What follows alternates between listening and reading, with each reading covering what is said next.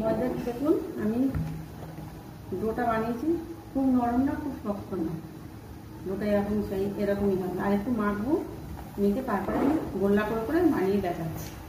আমার কাছে তো শ্বাস নেই, আমাকে হাতেই বানাতে হবে।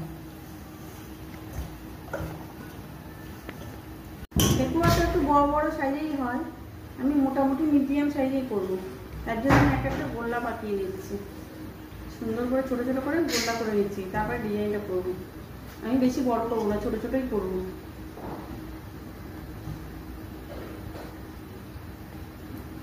এটা যত শক্ত মাখা হবে তত ভালো হবে, ভাজতে সুবিধা হবে। ঠেকুয়া বানানোর মতো সে ছাঁচ আমার কাছে নেই, আমি হাত দিয়ে দিয়ে ডিজাইনটা করবো। একটা কাঁটা চামচ নিয়ে ডিপ ডিপ করে আমি এই ডিজাইনটা করে দেবো। ডিপ ডিপ করলে এটা ভাজলে ফুটে উঠবে।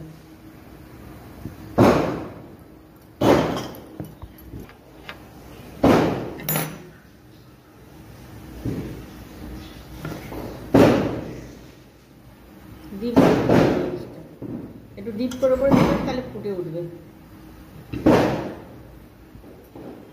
বলো, আমি কটা বানিয়ে নিয়ে তারপর ডিজাইন করে আপনাদেরকে দেখাচ্ছি। দেখুন হাত দিয়ে সব বানিয়ে নিয়েছি, কেন আমার কাছে শ্বাস নেই, যেমন পেরেছি ডিজাইনটা দিয়েছি। এবার আমি ভেজে নিয়ে আসছি, দেখাবো। আমি ভেজে দেখাবো। তেল আমি বসিয়ে দিয়েছিলাম, এবার যাচ্ছি, এবার ভাজবো। একে আমি ভেজে নিচ্ছি একে একে। তেলটা দেখুন আমার হালকা গরম হয়েছে, ডিপলি গরম হয়নি। আমি একে একে ছেড়ে দিচ্ছি, ভেজে নিয়ে দেখাবো।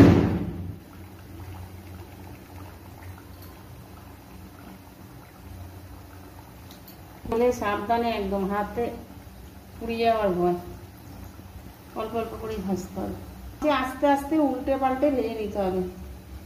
দেখুন আস্তে আস্তে ভাজবে, ব্রাউন কালার হবে,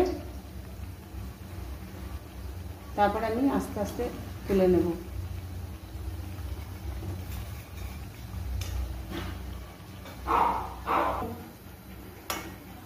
ঠেকুয়াটা আমার ভাজা হয়ে গেছে, দেখুন এরকম লাল লাল করবো, বেশি কালো হয়ে গেলে ভালো লাগবে না দেখতে।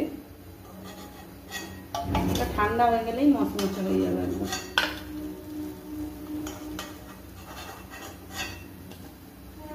ঠেকুয়া বানানোর ছাঁচ পাওয়া যায়, কিন্তু ছাঁচটা নেই, আমাদের হাতেই ডিজাইন হয়েছে, যেমন করেছি করেছি। আপনারা ছাঁচ দিয়ে করবেন। রেসিপিটা ভালো লাগে। বাকিগুলো একে একে আমি সব ভেজে নিয়ে আগে, তারপরে আমি আবার দেখাচ্ছি। সব সুন্দর করে সব সাজিয়েছি আমি বেশি।